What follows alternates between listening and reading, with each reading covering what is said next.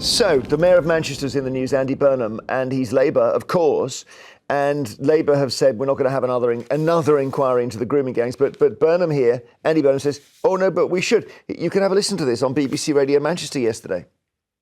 In my view, the government was right to reject that form of opportunism. But I did hear last night, coming out of that debate, ministers saying they are open to discussing issues now with survivors. And I will have my voice into this and say, I do think there is the case for a limited national inquiry that draws on reviews like the one that I commissioned and the one we've seen in Rotherham, the one we've seen in Telford, to draw out some of these national issues and compel people to give evidence who then may have charges to answer and be held to account. That is something I couldn't do at my level. All right. Do you get the logic of that, Annabelle, or not? Well, there was equivocation there, wasn't there? He's talking about a limited national inquiry, and you have to wonder whether that would be enough to satisfy a British public, which is increasingly demanding that we have something very comprehensive, that previous inquiries haven't addressed this specific issue. What this really speaks to, I think, is the political quagmire that Keir Starmer now finds himself in. Had Labour 2 weeks ago, when it was quite obvious that this story was absolutely sort of erupting and breaking through into the public domain, had he called a national inquiry then at the political level, this problem for him would have been resolved. But that would mean this country was being run by Elon Musk. Because basically Musk is the one who said you should be doing this.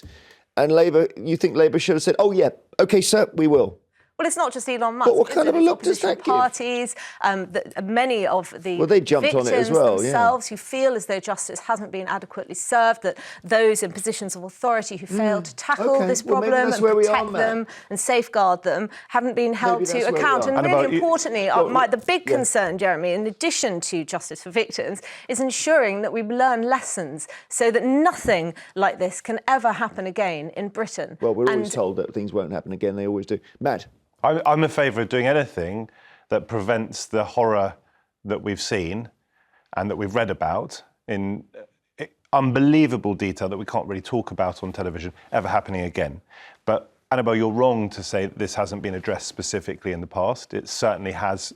In fact, Professor Jay, who did the big investigation, big report into child abuse that reported back in 2022, I think lasted 7 years, she specifically looked at what happened in Rotherham in her report that came out 10 years ago in 2014, and she found that the abuse was absolutely horrific, and she found that those in authority let down these girls. You're talking about you're conflating two reports, aren't you? The Rotherham I'm not report conflating. I've very specifically separated them out. I was saying in addition to the big report of 2022, which she's most famous for, which is really vague, she also did a report into what happened in Rotherham, into the rape gangs that reported back in 2014. And she found exactly what we have been discussing, as if it's new news just because Elon Musk decides it is. And what she found is that these girls were horrifically treated and were the victims of horrendous crimes. And not just that, but they were let down by authorities. So we have a pretty good grasp of the issues.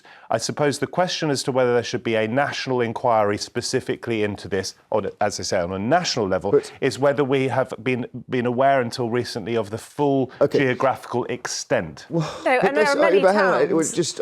I don't understand. Because the funny thing is, people on the left tend to call for inquiries. People on the right tend to say they're a waste of time. This has flipped the other way around. So everyone who comes in here, if I may, just who's right-leaning, let's say, says, we've got to have an inquiry into this. Look at the Chilcot inquiry. It took nearly a decade to find out stuff no one remembers.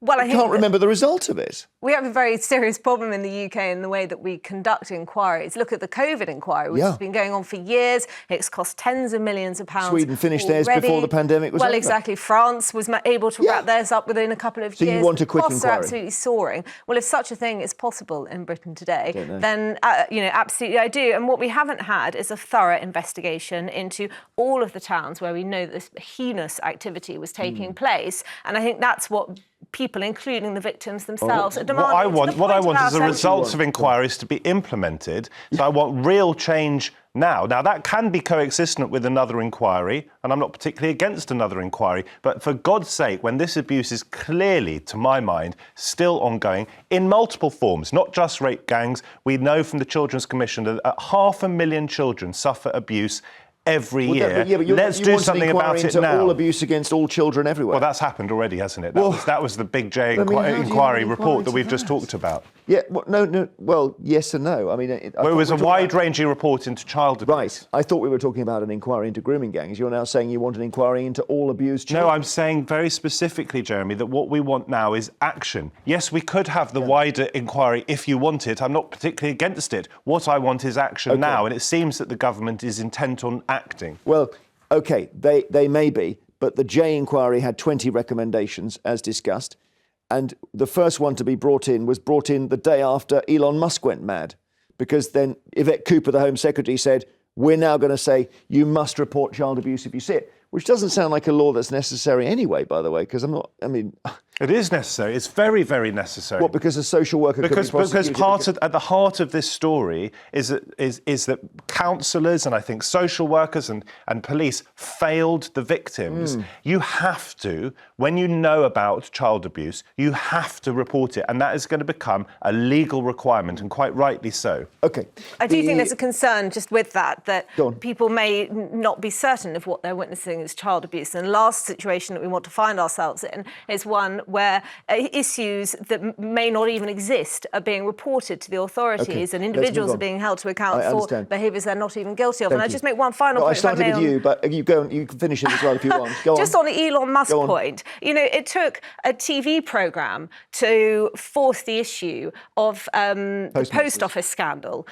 So I don't think it necessarily matters what the source is, so much as the fact that this very, very important issue has finally punched through into the public domain as something that politicians are going to have to grasp the nettle of. Yeah, that's a fair point. It may not matter where it comes from, yeah.